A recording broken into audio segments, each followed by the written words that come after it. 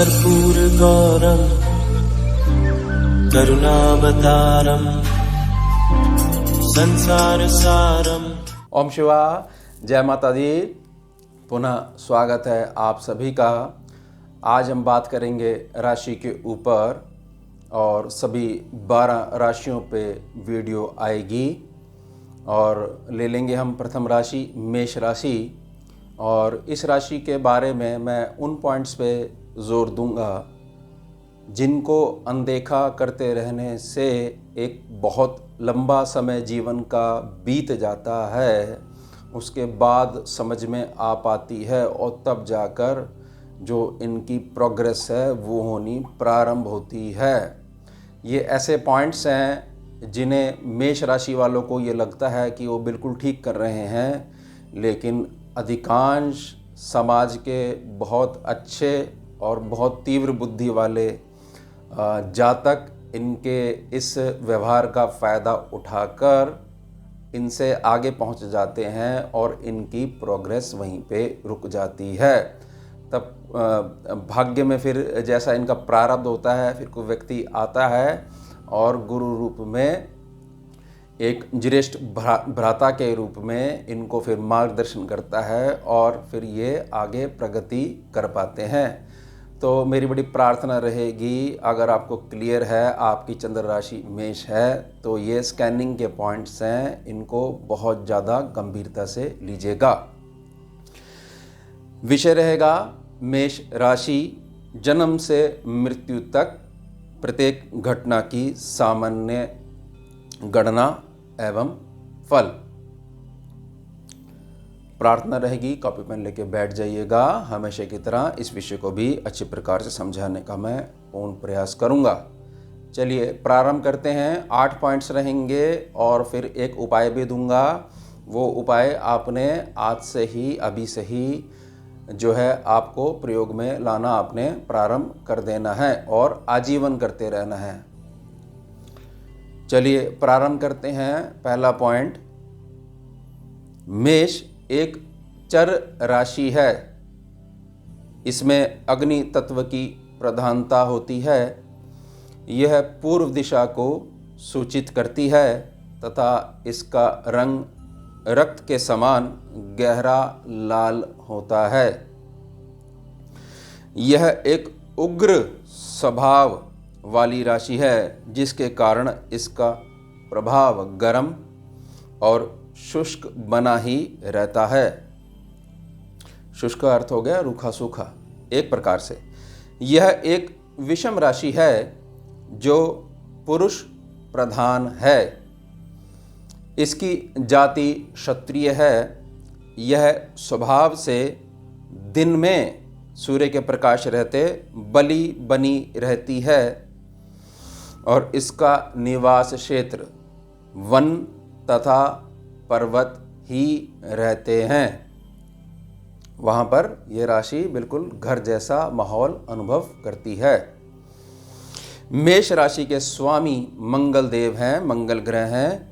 इसमें सूर्यदेव उच्च प्रभावी एवं शनिदेव नीच प्रभावी ही रहते हैं। इस बात का ध्यान रखिएगा।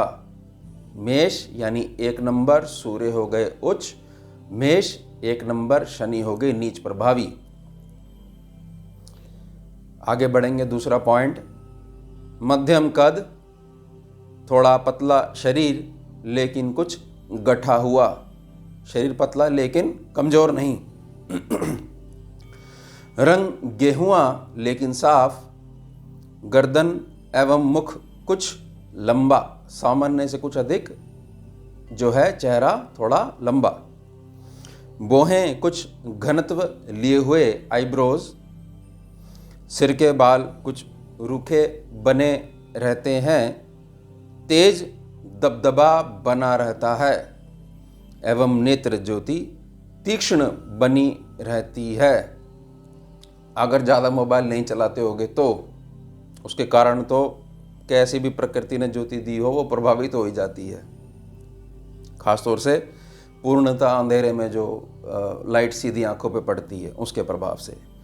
तीसरा पॉइंट, बचपन से ही सामान्य से अधिक क्रोधी स्वभाव, ये प्रकृति है इनकी, क्रोध, तो इस पे मतलब सामान्य प्रभाव ही माना जाएगा, ये जानबूझ के नहीं करते, इनकी प्रकृति है। बाय बर्थ अधिक महत्वाकांक्षी एवं साहस से भरे रहते हैं। इनकी हिम्मत एवं आंतरिक शक्ति देखकर सम्मुख व्यक्ति लगभग घबरा ही जाता है। मतलब ये कई बार ऐसी बात कर देते हैं जो सामने जो कोई होगा इनके, वो घबरा जाता है कि ये क्या कह गए, और कह गए तो करेंगे अवश्य, पीछे नहीं हटते। फिर ये किसी के भी अधीन रहकर कार्य खुलकर नहीं कर पाते हैं। जीवन में कुछ बड़ा निर्माण करने की शक्ति जन्म के साथ ही चलती है।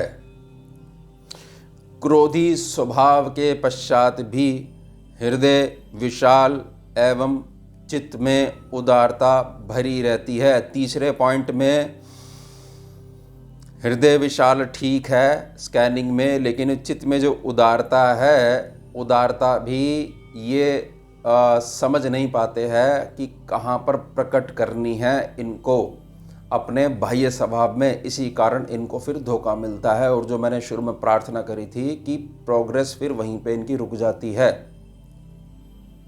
भारी कमी है आपके स्वभाव में। चौथा पॉइंट समझेंगे, निष्काम सेवा का भाव इनके रक्त में बना ही रहता है। इनके जीवन में लगातार परिवर्तन होने अटल रहते हैं। जिद्दी भी इतने अधिक होते हैं कि हर हाल में अपनी कही हुई बात पर अड़े रहते हैं तथा अपनी बात मनवा कर ही मानते हैं। संकल्प हो जाता है अगर इनके मुख से कुछ निकल जाए तो। उम्र की नादानी के कारण इन्हें ऐसा प्रतीत होता है कि बुद्धि एवं ज्ञान में यह सबसे श्रेष्ठ हैं, और अगर ऐसा प्रतीत हो तो समझ लीजिएगा जो शनि जो है वो अच्छे फल नहीं दे रहा है, और बुध बिल्कुल मुख बंद करके बैठ गया है आपकी लगन कुंडली में, केवल डीप स्कैनिंग की कैलकुलेशन के अनुभव अनुसार।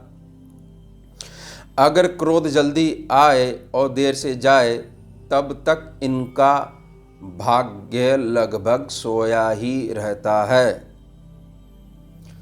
ध्यान दीजिएगा इन पॉइंट्स पे। पांचवा पॉइंट समझेंगे, जो इनकी प्रशंसा करे वह इनके लिए अच्छा इंसान, और जो इनकी गलती को इनके मुख पर कह दे वह इनके लिए बुरा ही बना रहता है। इसके साथ में हर कार्य में जल्दबाजी करते रहना, केवल कार्य के आरंभ में बहुत रुचि दिखाना, परंतु अगर कार्य लंबा खिंचना आरंभ हो जाए तो इनकी रुचि कम होनी भी शुरू हो जाती है। अधिकतर स्वतंत्र रूप से कार्य करना ही इन्हें भाता है, और यही कारण है कि इनकी लगन कुंडली में बैठे राहु देव की कृपा से इनको ये गुण जो है वंचित इनको बनाए ही रखता है।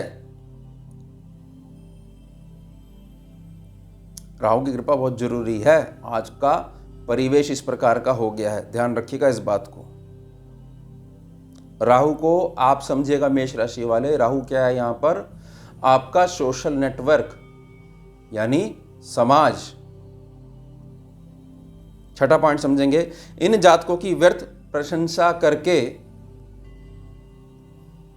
इनसे काम निकलवाना अति सरल रहता है। ध्यान दे दीजिएगा इस बात पे बहुत ज़्यादा, अति गंभीर रूप से। और इससे यह ज्ञात होता है, यह पता चलता है कि आपकी लगन कुंडली में बैठे शनिदेव अति धीमा प्रभाव दे रहे हैं, जैसे कि मैंने आपको पूर्व में प्रार्थना करी।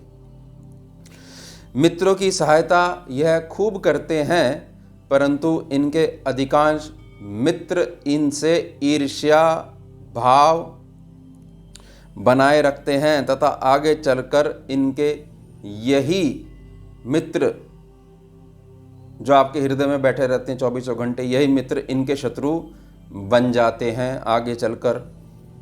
उसमें आपकी ये उदारता जो है वो एक कारण बनी रहती है, परंतु इनका कुछ बिगाड़ नहीं पाते क्योंकि ये ठीक होते हैं।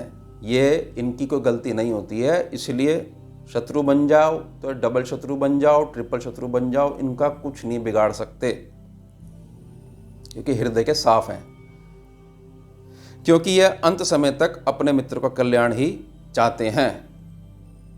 ये बहुत अच्छी बात है, हृदय से आप किसी का बुरा नहीं चाहते हो, स्कैनिंग में बहुत इसको हम सम्मान देते हैं। 7वां पॉइंट समझेंगे, 22 वर्ष की आयु सीमा से सोच में, इनके आंतरिक मन में अपने पैरों पर खड़े होकर स्वयं का खर्चा उठाने की भावना पैदा होना आरंभ हो जाती है। कई केसेस में 18-19 साल से भी मैंने इसको देखा है, अनुभव है। स्वयं की मेहनत से अपनी प्रॉपर्टी भी जोड़ लेते हैं, परंतु व्यर्थ का खर्चा भी बहुत करते हैं, और व्यर्थ का खर्चा वही करेगा, शनि और बुध जो है उसके ठीक प्रभाव नहीं दे रहे होंगे। अगर पहले विचार और जांच करके ही कोई कार्य आरंभ करते हैं आप, तो अत्यधिक सफल बने रहते हैं। यानी क्विक डिसीजन लेने से हमें बचना है। कम से कम 3 दिन का टाइम दीजिए, 72 घंटे बीच में आ जाने चाहिए।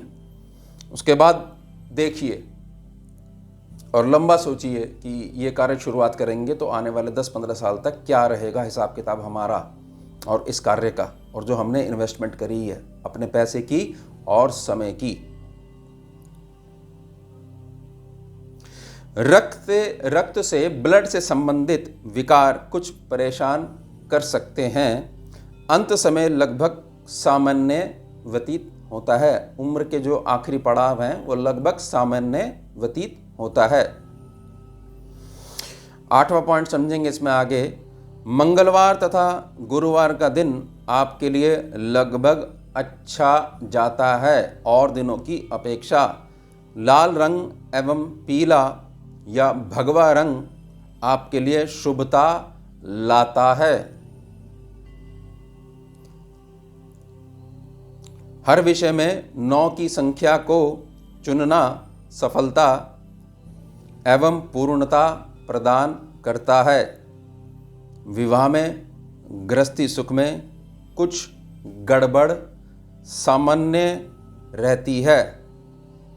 सामान्य प्रभाव है ये, कुछ गड़बड़ होना स्वभाव है ना, छल कपट नहीं है। कुछ होगा तो सीधा कह देंगे, और सीधा कह दोगे तो हो गया युद्ध शुरू गृहस्थी में।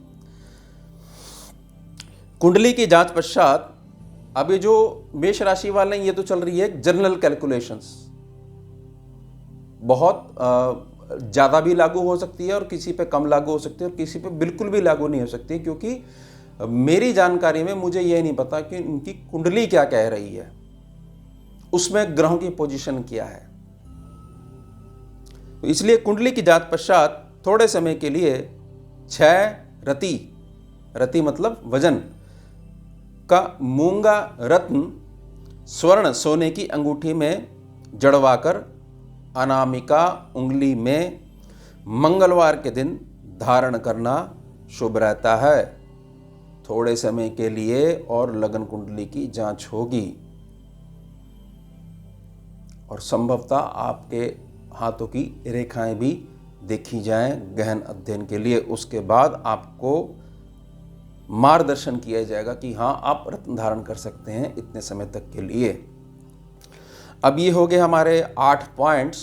तो इसमें निचोड़ ये निकला है कि थोड़ा सा आप समझदार बनिए, घर के बुजुर्गों का आशीर्वाद साथ लेकर चलिए, और ये बहुत ज़्यादा व्यर्थ में जो उदारता लेकर आप चलते हो, इससे आपकी प्रोग्रेस रुकती है। ये हो गया इन 8 पॉइंट्स की जो मूल है, इनका निचोड़ है, उसमें से यही बात निकल के आएगी।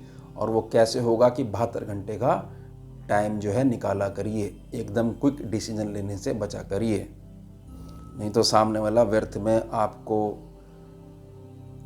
पेड़ पे चढ़ा देगा, आप ऊपर चढ़ जाओगे, पहले सीढ़ी लगाएगा, फिर सीढ़ी हटा देगा और पेड़ काटना शुरू कर देगा। अब पेड़ कटेगा तो भी गिरोगे और वहाँ से कूदोगे तो भी गिरोगे, दोनों ही अवस्था में चोट लगेगी। सवाल ये है चढ़े क्यों। उसको बोल देते ना भाई तुम्हें कुछ है तो तुम ले आओ, तुम्हें फल तोड़ने तो मैं क्यों चढ़ूँ, खुद चढ़ जाओ। समझने का प्रयास करिएगा। डीप स्कैनिंग की कैलकुलेशंस हैं ये, ध्यान दे दोगे तो आपका ही कल्याण होगा इसमें। अब उपाय दे देता हूं मैं आपको। उपाय रहेगा, एक ही उपाय है। अगर किसी भी रूप में आपको संकट मानसिक रूप से घेरे रहता है, मानसिक रूप से, शारीरिक रूप से तो बहुत टेढ़ी खीर हो जाएगा, आपके सामने कोई आके खड़ा हो जाए, केवल मानसिक रूप से। और वो क्यों? क्योंकि आपका स्वभाव उदार है। ये अच्छी बात है, लेकिन युग ऐसा चल रहा है कि यहां पर थोड़ा सुधार करने की आवश्यकता रहेगी। घेरे रहता है तो अपने पिताश्री या ज्येष्ठ भ्राता, बड़े भाई के कपड़े डालने प्रारंभ कर दें। अगर यह नहीं हो पाए, मान लीजिए किसी भी अवस्था में ये चीज़ हो ही नहीं सकती, तो रिश्ते तुल्य भाई भाभी को उत्तम वस्त्र अपने श्रद्धा अनुसार भेंट किया करें और विशेषता भाभी का आशीर्वाद लेते रहा करें। भाभी के चरण स्पर्श करके बहुत सम्मान दोगे आप तो बहुत सारी नेगेटिविटी कटनी प्रारंभ हो जाएगी और शारीरिक रूप से सम्मुख व्यक्ति के सामने तो आप पहाड़ बन के खड़े हुए हो, लेकिन अपनी उदारता के कारण वो चालाकी नहीं है आपके अंदर, आप भोले हो, मैं ये कहने का प्रयास कर रहा हूँ। तो वो चीज़ें भी आपसे दूर होना प्रारंभ हो जाएगी और मानसिक रूप से भी बहुत ज़्यादा मजबूत हो जाओगे। थोड़ा समय ज़रूर लगेगा।